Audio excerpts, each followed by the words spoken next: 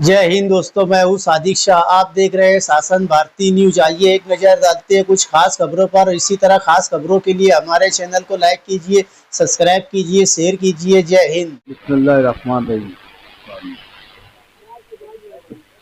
आज की इस मीटिंग के सदर जनाब खुर्शीद पहलवान साहब, मजलिस इत्तेहादुल मुस्लिमीन के जिम्मेदारान, मजलिस इत्तेहादुल मुस्लिमीन के उम्मीदवार, नौजवानों, दोस्तों, बुजुर्गों और जहां तक मेरी आवाज जा रही है, घरों में मुकीम मेरी पर्दा नशीन माए बहन,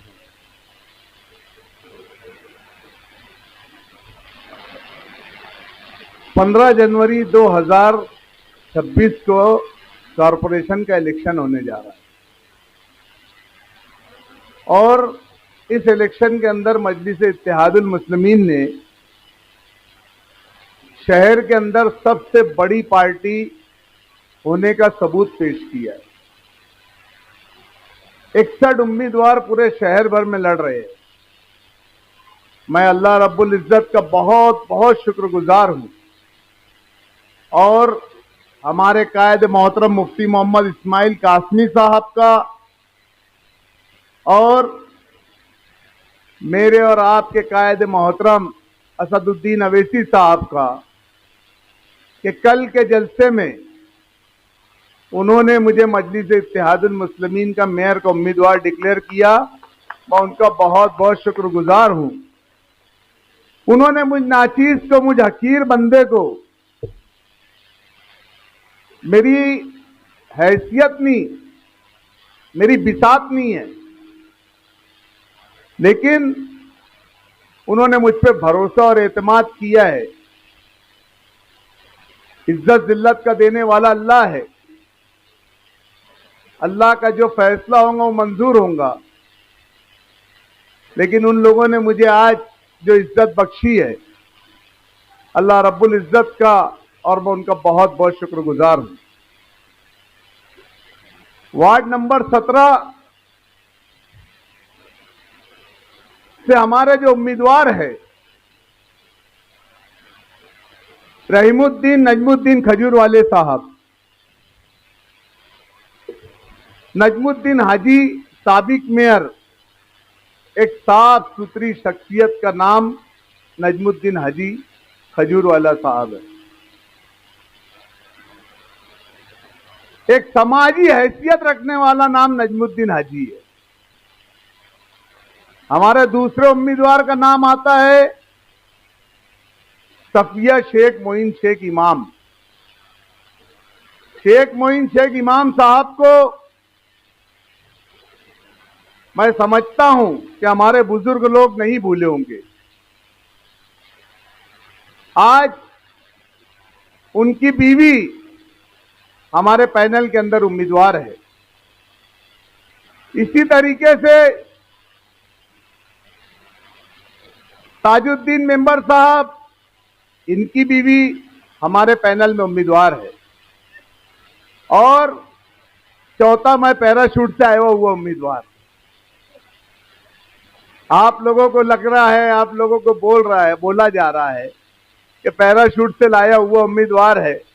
भाई, अल्लाह ने अगर मेरे नसीब में यहां मेंबरी लिखी होंगी, इसलिए अल्लाह ने पैराशूट से उतारा मुझे।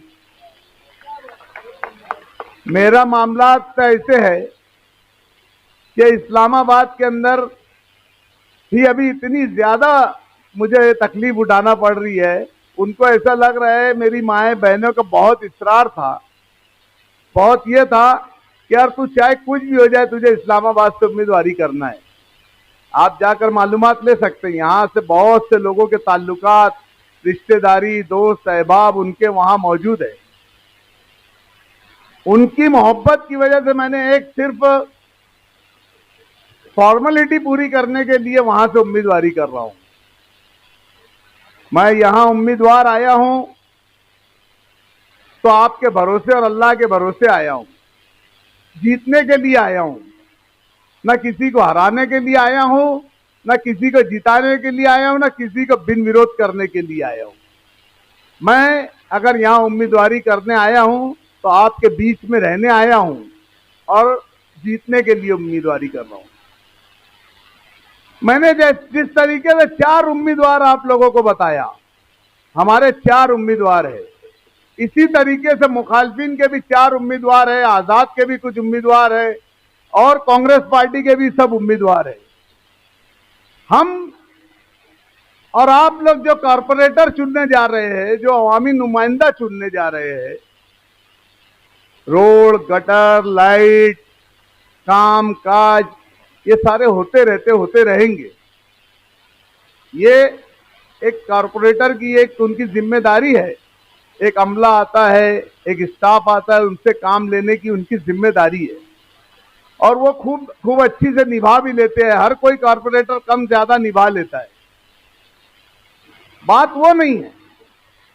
बात दरअसल ये है कि आप जो नुमाइंदा चुनने जा रहे हो, आप जिस उम्मीदवार को कॉरपोरेटर बनाने जा रहे हो, उसमें थोड़ा आपको फिक्रमंद होकर सोचना पड़ेगा,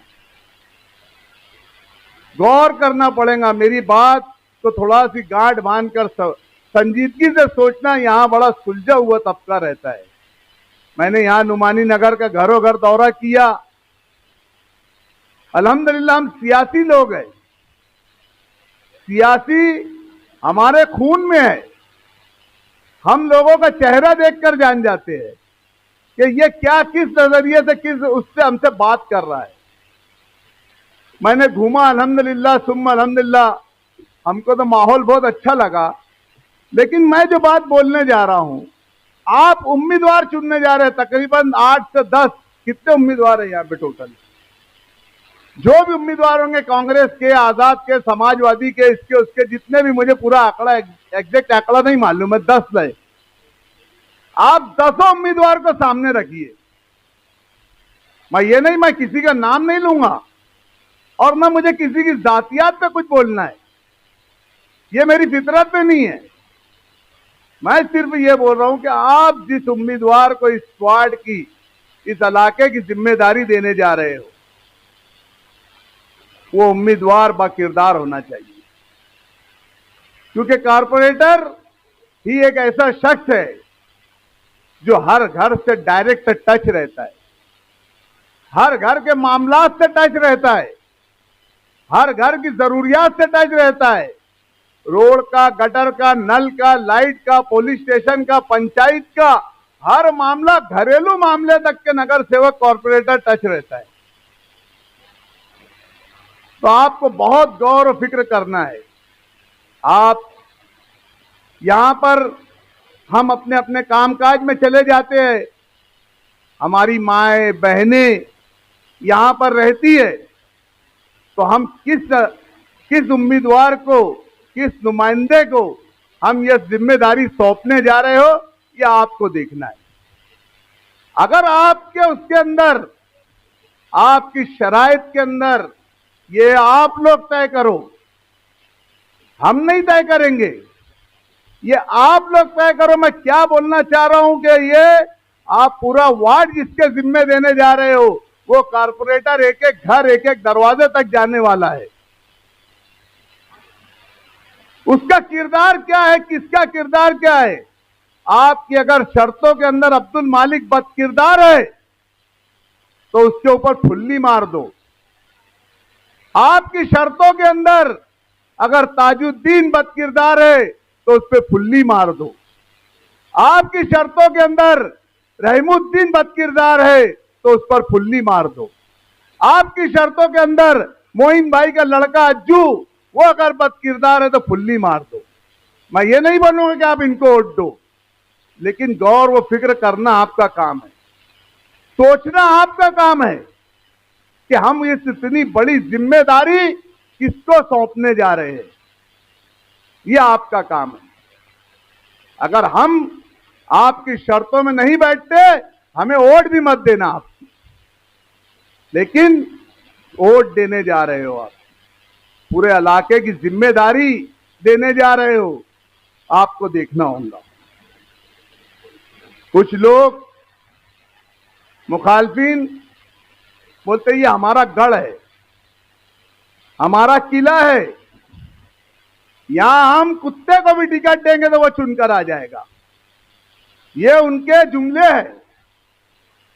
अल्लाह बड़ी बात से इनकी माफ करवाए और इनको समझ अता फरमाए।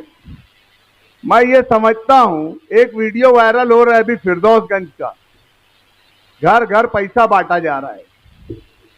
भाई अगर ये तुम्हारा गढ़ है, तुम्हारा किला है, तो घर घर पैसा क्यों बांट रहे भैया? तुम घर घर सो जाओ जाकर तुम अपने। तुम क्यों जबरदस्ती पैसा एक एक घर में 200-200, 300-300, 200-200, 300-300, 500-500? अरे इससे ज्यादा मैं बांट दूंगा, बात वो नहीं है। लेकिन क्या 200, 500, 1000 रुपये में बस 1000, 500, 2000 रुपये में हम ऐसे जिम्मेदारों को जिम्मेदारी देंगे क्या? आपको ये चीज सोचना है।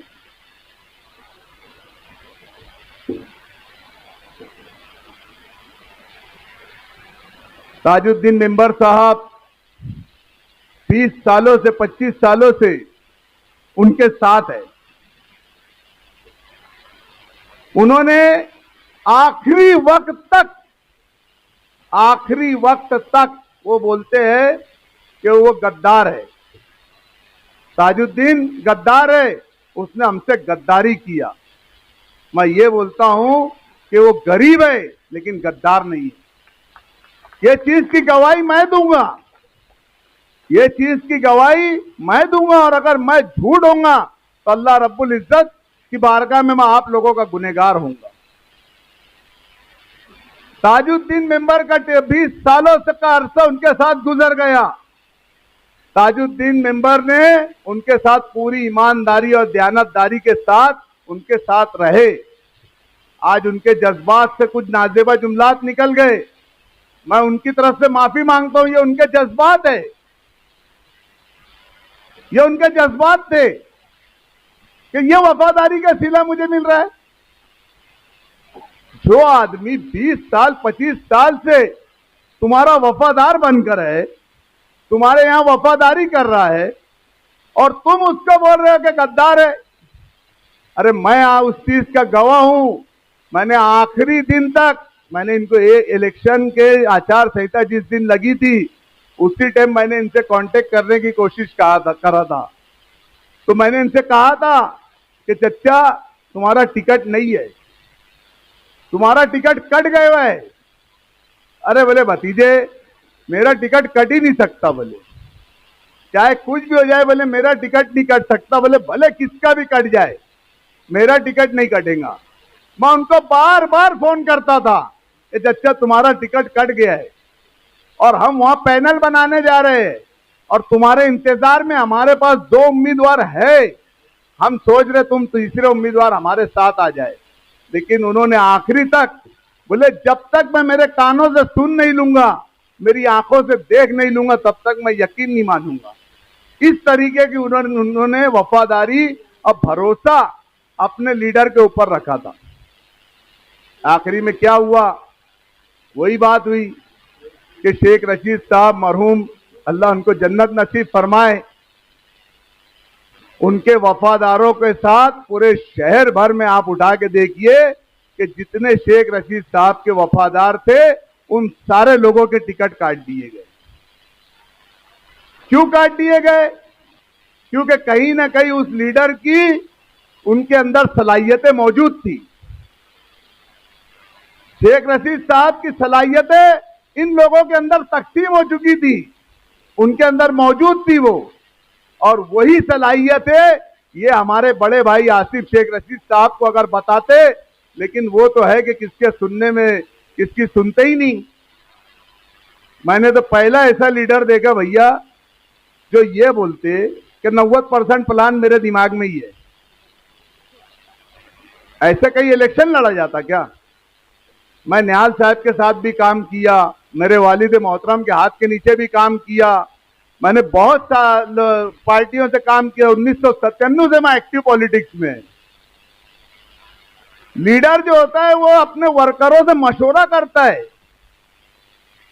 अपने हमदर्दों से मशवरा करता है। अपने चाहने वालों से मशवरा करता है और वो मशवरे के ऊपर एक नतीजे के ऊपर पहुंचकर वो कुछ फैसला लेता है। बस यहां तो हिटलरशाही चलाना थी, एक ही एजेंडा, शेख रशीद साहब के चाहने वालों का टिकट कट। ये पहला इलेक्शन होने जा रहा है क्या? 40 सालों के अंदर उन्होंने 40 साल का जश्न मनाया। 40 सालों के अंदर 8 मर्तबा कारपोरेशन का, म्युनिसिपैलिटी का इलेक्शन आया। कभी इतनी बगावत आपने देखी क्या? आज पूरे शहर के अंदर बगावत हो रही है। और बगावत कौन करता है? जो वफादार होता है, जिसने जिंदगी अपनी डाल दी और उसको अगर सिला नहीं मिला तो वही बगावत को उतरता है। ये नए नवेले लोग जो है ना, ये कहीं ना कहीं जिनका दबा दुबा रहता है दब के बैठ जाती, तो इनके साथ ये हो रहा है। कल मेरे छोटे भाई खालिद हाजी ने बोला, चीचा बोले अंडा बेच रहे तुम, अंडा बेचो, संभालो बोले दुकान, गिरवी उर्वी रख के तुम लड़ रहे बोले। उनको उनका धंधा बताया जा रहा, हमारे लोगों को धंधा पूछा जा रहा। अरे मैं पूछना चाहता हूं कि शेख मोइन शेख इमाम के बच्चे जो कैंडिडेट है वो मजदूरी करते वार्पर है। नजमुद्दीन हाजी, इनका खजूर का धंधा है।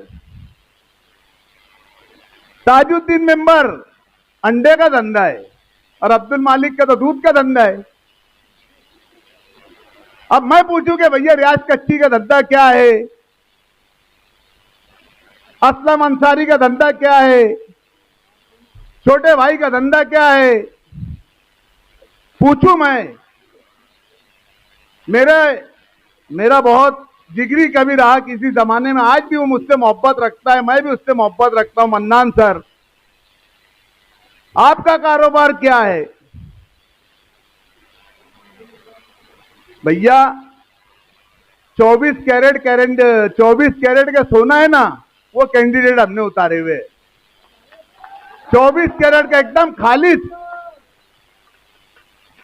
खालिस कैंडिडेट हमने उतारे हुए। और मुझे इन पे पूरा भरोसा और पूरा यकीन है। मैं कारपोरेटर बनने के लिए यहां नहीं आया हूं, आप लोग ये बात समझ लीजिए। कारपोरेटर, अगर मुझे सिर्फ कारपोरेटर ही बनना था तो मेरा अपना वार्ड बहुत सेफ वार्ड है, मैं वहां से भी बन जाता। चलो मान लो नहीं सेफ है, जैसे पिछले टाइम में शान हिंद और मुस्तकिम डिग्निटी ने नयापुर और इस्लामपुरे से लड़ा, मैं भी उनसे मुफ्ती साहब से चाहता मुझे नयापुरे से टिकट दे दो या इस्लामपुरे से टिकट दे दो। मैंने आफियत वाली जिंदगी छोड़कर मुसीबत वाली जिंदगी में क्यों आ रहा? भाई मैं अपनों के बीच में आना चाहता, मैं अपनों के बीच में आना चाहता। आप और हम बहुत दूर है, मैं तुम्हारे करीब आना चाहता। तुम एक बार तो हमको आजमाओ यार, एक बार करीब तो करके हमको देखो। बहुत नाराजगी रहती, यूनुस ईसा खौनादा शादिया में नहीं आता, मैयत में नहीं आता, इधर नहीं आता, इतनी ही बुराई है। इसके आगे अल्हम्दुलिल्लाह हमारी बुराई नहीं है। एक मौका तो दो, तुम बीच में तो बुलाओ तुम्हारे, तुम बुलाएंगे नहीं, तुम हमको अपनाएंगे नहीं तो कहां से अपनाइयत बढ़ेंगी? मैंने 10 कदम आगे बढ़ा दिया, तुम 1 कदम तो बढ़ा दो भैया मेरे वास्ते। मैं तुम्हारे वास्ते अपनों के बीच में आना चाह रहा हूं। यहां काम की दुनिया भर के काम काज की वो है, अल्लाह रब्बुल इज्जत का एहसान है। मैं जिस वक्त मेयर था, तुम जाकर देख लीजिए कारपोरेशन के अंदर, या मेरे सियासी मुखालफिन से पूछ लीजिए कि अब्दुल मालिक यूनुस ईसा के ऊपर 1 रुपये का भी करप्शन का इल्जाम है क्या? मैं अल्लाह की, आप लोगों को गवाही बोलकर अल्लाह की बारगाह में कसम खाकर बोलता हूं कि अल्लाह रब्बुल इज्जत की कसम, मैंने आज तक 1 रुपये की ठेकेदारी नहीं की है। मेरी वालदा, जिस वक्त मैं मेयर बना था तो मेरी वालदा ने मुझे, मैं मेरी वालदा से मिलने गया, तो मेरी वालदा ने मुझसे कहा कि बेटा तू मेयर तो बन गया, लेकिन आज मुझसे एक अहद कर कि ये शहर बड़े गरीबों और मजदूरों का शहर है, ये शहर बहुत मेहनत कशों का शहर है, और आज तू शहर का मेयर, मेयर बोले तो शहर का राजा होता है, आज तू शहर का मेयर बन गया है, इस शहर का राजा बन गया है। तू मुझसे अहद कर कि तू ऐसी कोई कमाई नहीं लाएगा इस मेरे घर के अंदर कि जिससे तेरे मेरी रूह को तकलीफ हो। मैं अल्लाह की कसम खाकर बोलता हूं कि मैंने आज तक कोई ठेकेदारी ना कोई करप्शन का पैसा मैंने 1 रुपया नहीं लाया। आज मैं दूध बेचना पसंद करता हूं, नहीं तो मैं भी है ना भैया, ये टेकरी के ऊपर कौन सी टेकरी है, घोड़े पीर, वहां मैं भी जुआ चला सकता, अरवी के अंदर मैं भी ठेका ले सकता जुए का, मैं हर जगह जुआ सट्टा चला सकता, हर जगह 2 नंबर काम कर सकता, लेकिन किसी ने बताना मुझे कि हमने कहीं 1 रुपये का ऐसा हमारा काम है। बात कारपोरेशन की है, इलेक्शन की बात है, वार्ड के अंदर आपको अपना जिम्मेदार उम्मीदवार चुनना है।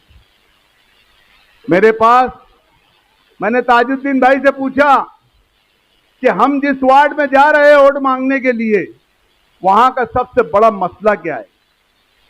तो उन्होंने मुझसे कहा कि जमीन खरीदी का मामला है। तो मैंने बर्जस्ता उनसे पूछा कि जमीन खरीदी का अगर मामला है तो तुम वहां 20 साल से कॉर्पोरेटर है, तुमने अभी तक क्यों नहीं करवाई। तो उन्होंने कहा कि मुझे ये लोग करने ही नहीं देते, बोले तालमेल नहीं जमता, बोले जमीन मालक कुछ पैसा बोलता और यहां आए तक क्यों पैसा डबल टिबल हो जाता। तो मैंने उसी वक्त जमीन मालक को फोन लगाया और मैंने उससे हकीकत जानी कि क्या भाई ये जमीन तेरे नाम पर है क्या। तो उसने मुझसे कहा कि हाँ 5.25 एकड़ जमीन जो है वो मेरे नाम पर है। मैं आपसे वादा वही करूंगा जो काम करने वाला है, आप मुझे वोट दो मत दो, अब ये मेरे पर फर्ज हो गया, मैं वो आपके वार्ड का उम्मीदवार बन गया, ये मेरा हक हो गया, ये मेरा फर्ज हो गया। अब मैं कोशिश करके मैं अगर कारपोरेटर यहाँ का नहीं भी बना, मैं चुनकर नहीं भी आया, तो मैं आपसे वादा कर रहा हूं कि मैं जमीन की खरीदी आपको करवा के दूंगा, ये मेरा वादा है। हम आपसे यही अपील, यही गुजारिश लेके आए हैं। यहां पर जो शादी हॉल का मसला है, बुनियादी सहूलतों का मसला है, इस इलाके के अंदर नौजवान है, पूरे शहर भर के अंदर नौजवान है, उनको एक अच्छा हलाल रोजगार का मसला है। तो ऐसे मसाइल, तालीम का मसला, आज हमारी ये बस्ती है, गरीब बस्तियों में गिनी जाती है। हर माँ बाप चाहता है कि मेरा बच्चा अच्छी से अच्छी तालीम हासिल करे, मेरा बच्चा अच्छे से अच्छे स्कूल में जाए, लेकिन प्राइवेट स्कूलों की इतनी मनमानी है कि वो लोग हमारी उस गरीब की, उस गरीब आदमी की, गरीब परिवार के लोगों की उम्मीदों को पूरा नहीं होने देते। तो इंशाअल्लाह अज़ीम मैं आपसे ये भी वादा कर रहा हूं, अगर अल्लाह रब्बुल इज्जत ने मजलिस इत्तेहादुल मुस्लिमीन का मेयर बैठा दिया तो मैं पूरे शहर के अंदर ऐसा तालीमी निजाम सरकारी स्कूलों से करवाऊंगा, प्राइवेट स्कूलों से भारी तालीमी निजाम करवाऊंगा। मैं, हमारे बच्चों ने पढ़ना चाहिए। मैं घूमता हूं कच्ची बस्तियों में, ये हमारे मुस्तकबिल को देख के रोना आता है। हम यहां पर घूम रहे थे, दौरा कर रहे थे, तो हमारे पीछे ढोल बजाते हुए कुछ सामने वाली पार्टी के लोगों ने ढोल बजवाने का काम शुरू कर दिया। हमारे कुछ लोग चिढ़ रहे थे, मैंने उनसे कहा चिढ़ो मत, कुछ मत बोलो, ये नादान है, ये बच्चे हैं, इनके दिमाग में जितनी बात भरी गई है उतना ही ये करेंगे। इंशाअल्लाह दुआ करो कि अगर अपना पैनल यहां से आता है, अपना शहर के अंदर मेयर बनता है, तो इंशाअल्लाह ताला हमारे छोटे छोटे मासूम बच्चों के अंदर उनके जहनों में तालीम की बात डालेंगे, उनके जहनों को तालीम से रोशन करेंगे। बेहतरीन मुस्तकबिल देंगे इंशाअल्लाह अज़ीम। ये मैं आप लोगों के सामने वादा कर रहा हूं। और कोई हवाई बात नहीं है। शहर के अंदर लहर नहीं चल रही मजलिस इत्तेहादुल मुस्लिमीन की, सुनामी चल रही है। सुनामी आ रही है इंशाअल्लाह ताला, इंशाअल्लाह अज़ीम। हर हाल में मजलिस इत्तेहादुल मुस्लिमीन का मेयर बिना फिरका परस्तों का, बिना किसी के सपोर्ट के बनने जा रहा है। इलेक्शन हम लड़ रहे हैं, हम फील्ड पर है। हमको मालूम है कि आज मजलिस इत्तेहादुल मुस्लिमीन का मकाम क्या है। आप लोगों से यही गुजारिश, यही अपील है कि हमको भी अपनाओ, हम भी अपनों के बीच में आना चाहते हैं। एक मौका दे के देखो। बहुत आप लोगों ने मौका दिया इनको, 20-20 साल से, 25-25 साल से इन्हीं को मौका दे रहे हो। आते 200-200, 5500, 200-200, 5500 रुपया बांट देते और चले जाते, बाद में झांकने नहीं आते। आप एक मौका दो। आप ये मत सोचना कि अब्दुल मालिक इतना बड़ा आदमी है, या 6 फीट का है या 6.25 फीट का है। मैं बोल रहा हूं, अगर मैं कुछ गलत करूंगा आप लोगों के साथ तो मेरा गिरेबान पकड़ कर मेरे से काम ले लेना। मैं ये वादा कर रहा हूं आपसे। मैं आपकी उम्मीदों पे खरा उतरूंगा और मेरा पूरा पैनल आपकी उम्मीदों पे खरा उतरेगा इंशाअल्लाह ताला। पूरा पैनल आपकी उम्मीदों पे खरा उतरेगा। आप एक मौका दीजिए। मेरे बड़े भाई तो बहुत दर्दमंदाना अपील उससे मांग रहे हैं, आसिफ भाई एक मौका, एक मौका, एक मौका। उनको चौका दे दो, मौका हमको दे दो।